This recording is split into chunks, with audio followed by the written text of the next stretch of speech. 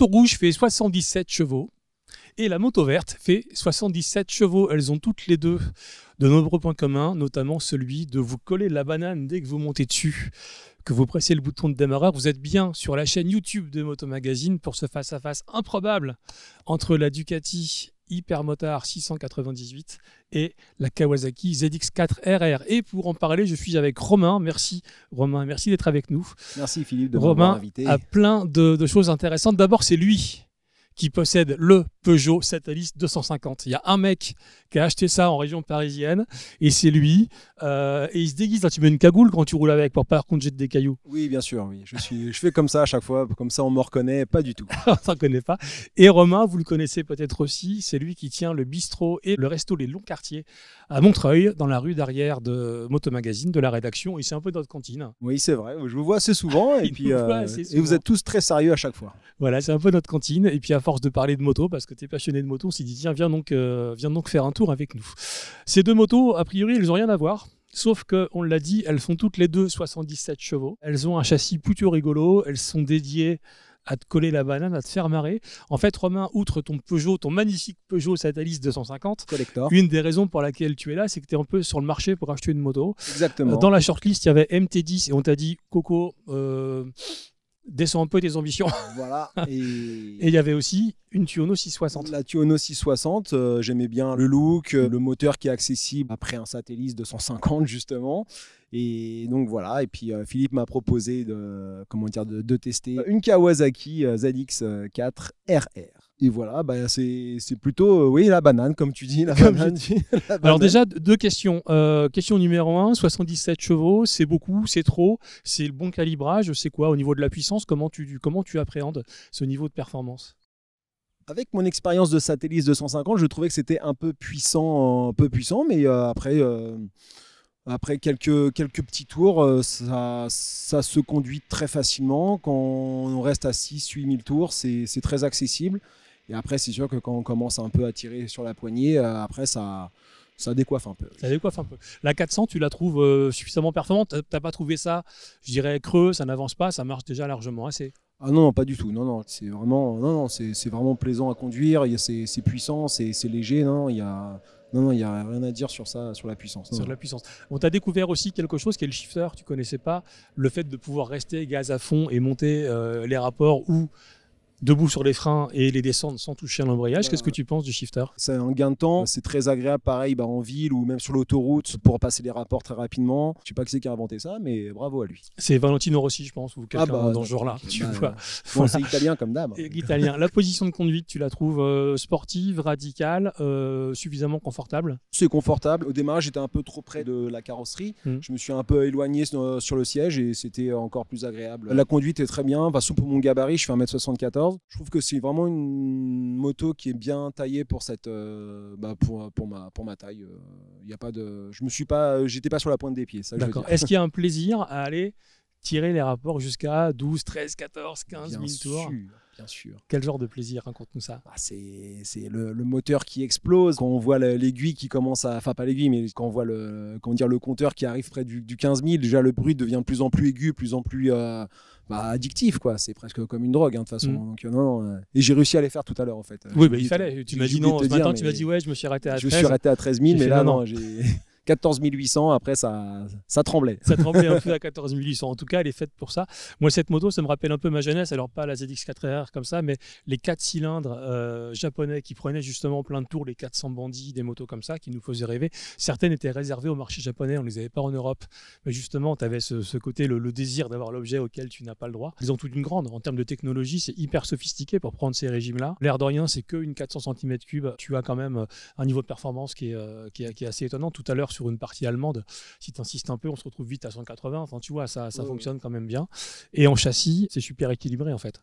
Non, et puis j'ai oublié de dire, c'est le frein aussi, mais le frein avant est très très puissant. Ouais. Je trouve que l'ABS, pour moi, je trouvais que se déclenchait un peu trop facilement, mais après, c'est peut-être pas plus mal. Comme je t'ai dit, déjà c'est bien, puis ça prouve que tu commences à taper dans les freins. Donc, voilà, après, c'est vrai que l'ABS se déclenche bien, et puis le frein avant, il est quand même très puissant, donc je pense qu'il faut un petit moment d'adaptation, justement, où j'ai pas eu.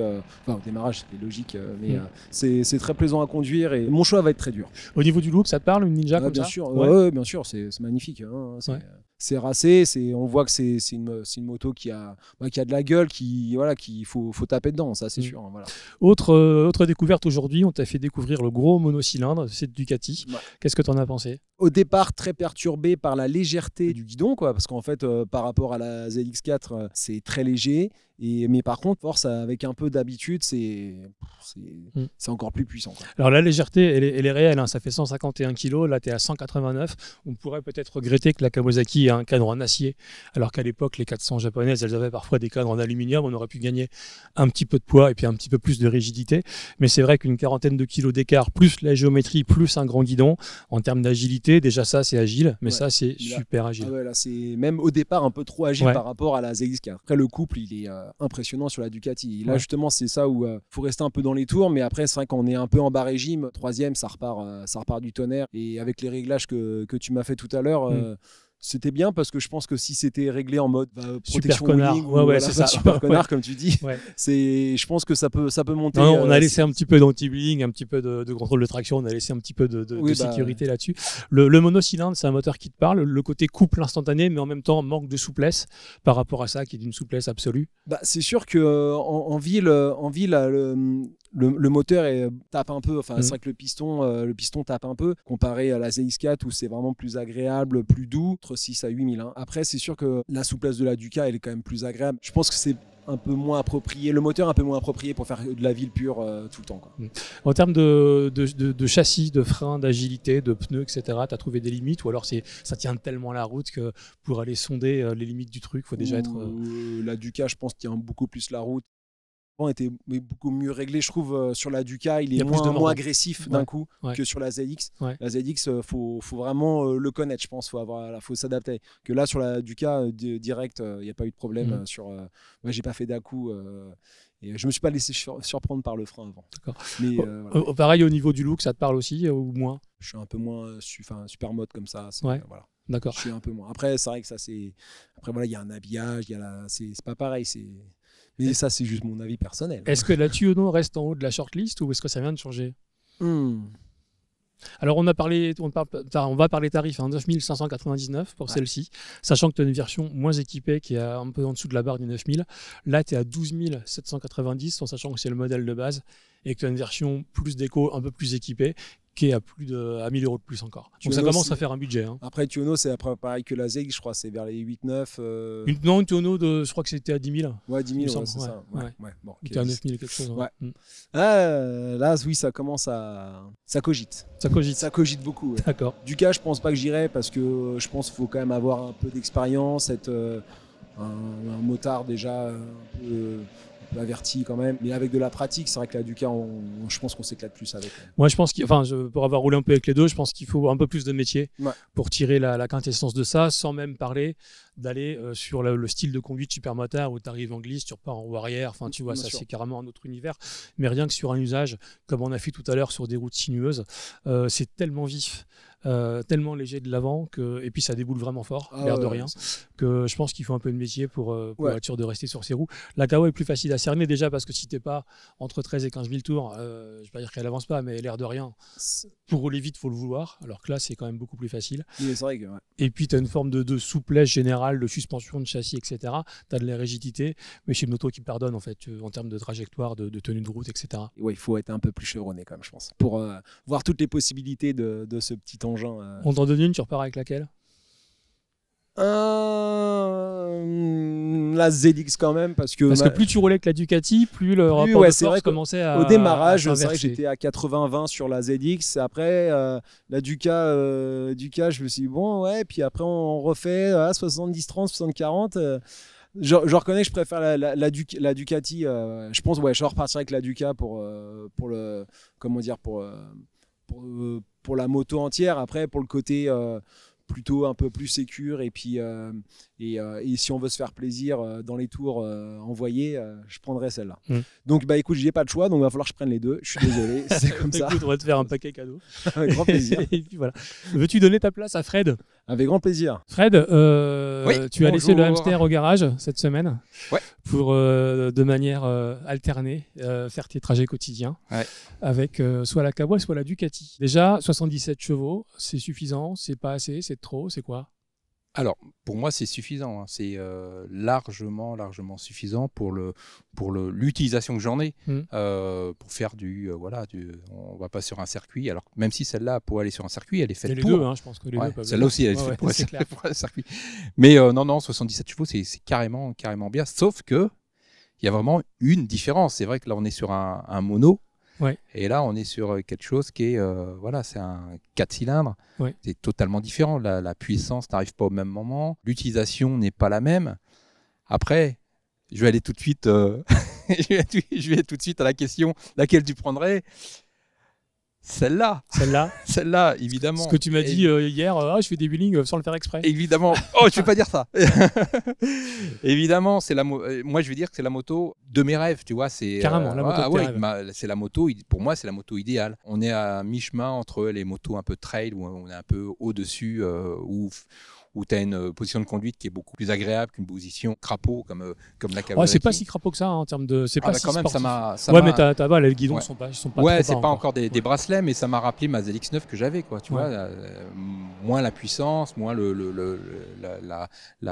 l'empattement, la tenue de route, mais ça m'a rappelé ma ZX9. Celle-là, c'est la moto, c'est la moto idéale. Un peu montée trop rigide pour moi pour l'avant parce que c'est ça tabasse un peu. Ouais, ça tabasse un peu. En duo, on va même pas en parler. En fait, c'est la moto où tu te dis, elle a plein de défauts, elle a pas de protection, elle a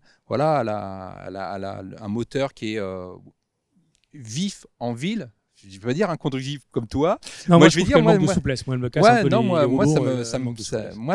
en fait, j'efface tous les défauts avec ça. En fait, la protection, je m'en fous. Le moteur qui ratatouille un peu, quand il est mal placé au niveau de la vitesse, je m'en fous. Elle a un shifter. Non, shifter, c'est des shifters. Ouais, je sais. C'est l'heure d'aller manger ou le 4 heures. Un shifter qui est super bien placé, bien réglé, plus agréable en montée qu'en descente. Voilà, mais pour moi, c'est alors. L'inconvénient, il y en a plusieurs. Ça va être la capacité du réservoir. Au bout de 2 jours, je suis obligé de faire le plein. Alors moi, je fais beaucoup de kilomètres par jour, mais au bout de 2 jours, c'est obligé de faire le plein. Et c'est surtout la moto. Je te l'ai dit dès le départ, ça m'a presque réveillé la nuit en me disant. Putain, est-ce qu'on me l'a pas volé? Tu vois, alors que pourtant elle est dans un garage protégé. Mais c'est la moto que tu te dis, t'achètes ça, t'achètes un antivol ou 2 antivols, 3 antivols et tu la mets pas n'importe où. En fait, c'est l'inconvénient aussi. En même temps, le hamster, on te risque jamais de te le voler. En fait, donc non. Le hamster, non, mais d'autres motos, on m'a essayé de me voler d'autres motos, mais non, mais c'est vraiment un monocylindre. Toi, t'as la culture monocylindre ou pas? Pas du tout. Donc un mono qui prend 10 000 tours, plus de 10 000 tours. C'est une prouesse technologique quand même. Ah ouais, carrément. Carrément, le moteur, il est super agréable et quand ça part de partout, quoi. Donc, et tout est bien en accord en fait sur cette moto. Les suspensions, alors je disais qu'elles sont trop rigides parce que trop dur parce que moi j'imaginais cette moto là dans mon fantasme, c'est pour monter des escaliers, c'est pour faire le coin avec. Tu te dis monter un trottoir, tu le sens quand même quoi, ça tambourine un peu. On les peut-être pas réglés comme il fallait, tu vois. Voilà, ils sont peut-être pas réglés comme il faut. Non, c'est le moteur, il est vraiment super bien, la tenue de route est super bien. Elle est vraiment précise, elle bouge pas, elle saucissonne pas dans les virages, alors qu'on pourrait se dire c'est un peu léger, en fait elle est super légère, mais elle saucissonne pas du tout, elle reste sur sa trajectoire, autant que celle-là, mais celle-là c'est, moi à l'inverse, moi je dirais qu'il faut, ça va être con à dire, mais je dirais qu'il faut un peu plus d'expérience pour celle-là, parce que comme Romain l'a dit, le frein avant il mord, hein. Il mord un peu quoi. Moi plusieurs fois je me suis fait des à-coups où j'ai pas déclenché la BRS, mais tu plantes bien de l'avant. Hein. Il est beaucoup plus agressif au niveau du moteur. Au niveau des trajectoires, il faut un peu, ça reste une sportive, une position un peu, il faut bien prévoir ses trajectoires et pas rouler n'importe où et surtout des routes un peu grasses. Voilà. Moi, je dirais que celle-là me sortirait de pas mal de problèmes sur la route, quoi. Voilà, les ornières, les trous, tout ce qui n'est pas entretenu par Paris, quoi. Voilà, Paris est une fête. Paris est une fête. Paris est un gruyère. Voilà, c'est ça. Pareil, vive Bon, les tu JO. parles beaucoup de la Ducati, on a bien compris que c'était ton coup de foudre. Est-ce Ouais. qu'il y a un plaisir, toi qui as roulé en sportif, toi qui as eu une ZX9R, qui d'ailleurs est en train de pourrir dans la gourde du journal, Ouais, si malheureusement. je ne me ouais. trompe pas, est-ce qu'il y a un plaisir, tu as ressenti un plaisir à aller prendre 15 000 tours avec ce petit 4 cylindres? On rappellera la taille des pistons, hein, Ouais. 57 Ouais, c'est tout petit. par 39, alors que là tu es sur du 112 par plus de 60, donc on n'est pas du tout sur les mêmes configurations mécaniques. Est-ce que tu as pris un plaisir à la faire hurler jusqu'à 15 000? Ah bah Il y a bien quand même une allonge sur Ah ce ouais, truc. mais bien sûr, non. Au début, c'est vrai que quand je l'ai ramené de Chiikawa, je me suis dit, je regardais le compte tour, je me dis, voilà, 8000, 9000, ça dépasse pas les 110, c'est bizarre, ça. Et d'un Parce seul que tu étais coup, en première aussi. Ouais. Et là, quand tu as compris comment ça marche, et en fait, il faut la faire monter dans les tours. C'est vrai qu'au début, mécaniquement, c'est contre nature, parce que tu entends le moteur qui hurle vraiment. Tu dis, mais il va éclater. Tu entends ça sur d'autres monos, mais Ça en fait fait, court. ce que m'a dit Thierry, notre gérant qui est aussi grand Et spécialiste qui a aussi de une moto, 400 4 cylindres. et qui a aussi une 400, et il m'a dit non, justement, c'est des moteurs super fiables. Et en fait, les pistons sont tout petits, mais en fait, ils font très peu de courses en fait. Et du coup, tu peux taper dedans comme tu veux. Et donc le moteur, il est vraiment, je l'aime bien aussi. Hein. Honnêtement, moi, ce qui me ferait ne pas la choisir. Moi, c'est la position de conduite. J'en suis plus à, c'est plus supportable. À nos âges de tous les jours, tous les jours, je parle de conduite de tous les jours. Tous les jours, c'est plus supportable d'avoir une position comme ça de crapaud dessus, quoi. C'est même si elle est super efficace, même si quand on a compris le fonctionnement pour la mettre dans les tours et qu'on ouvre bien la poignée au bon moment, où on descend les rapports quand il faut. Mais c'est un outil, quoi. C'est vraiment un outil, quoi. Et il y a un vrai plaisir à exploiter ce moteur sans pour autant être à des vitesses stratosphériques. C'est le cas quand tu es sur une sportive moderne, tout de suite tu es à 200 quelque chose. Là, tu te marres. Il y a une vraie connexion avec la machine, il y a un vrai travail, une vraie hygiène de pilotage, à réfléchir sur quel rapport tu dois être. Il ne faut pas hésiter à jouer avec la voie des vitesses, mais tu restes à des vitesses raisonnables tout en te faisant plaisir. Et pour moi, c'est un peu une espèce de valeur importante de cette moto. Et puis à la différence de la Ducati, tu peux justement rouler doucement, tu peux être en sixième dans l'interfile, dans un embouteillage, elle ne bronche pas. Et en fait, elle a plein de qualités cette moto. Et je pense qu'il faudrait redécouvrir ces cylindrées de 400 cm3. Au niveau du tarif, ça te paraît justifié, abusé? On rappelle, 9 500, 12 700. Alors moi, je dirais toujours c'est toujours un peu abusé, hein. C'est des motos qui restent chères par rapport à pour 10 000 balles, t'as autre chose, quoi. T'as un 700, t'as 800, t'as une dizaine d'hamsters. T'as la qui n'a rien à voir, mais la T7 Yamaha T7. Ah non, c'était 10 000 au départ, c'est devenu beaucoup plus cher aujourd'hui une T7. Ouais, mais l'ancienne elle était à 10 000, donc pour un usage qui conviendrait plus à mon utilisation quotidienne, je pourrais plutôt la T7 par rapport à l'ensemble des motos qui sont là. Mais bon, ça reste cher. Après, c'est vraiment des outils, des machines performantes, quoi. Voilà. On revient à la question de départ, 77 chevaux la rouge, 77 chevaux la verte. Est-ce que c'est suffisant? Carrément suffisant, et je reste sur mon choix initial, qui est celle-ci. Voilà. Et leur mission commune était de te coller la banane. Est-ce que le pari est réussi? Bien sûr. Ah ouais, carrément. Ouais. Ah, c'est vrai que c'est les motos qui donnent plaisir à rouler avec, quoi. C'est des motos, je vais pas dire c'est des jouets, parce que ça reste des engins mécaniques avec lesquels il faut faire attention, quoi. On fait pas n'importe quoi sur ces motos-là.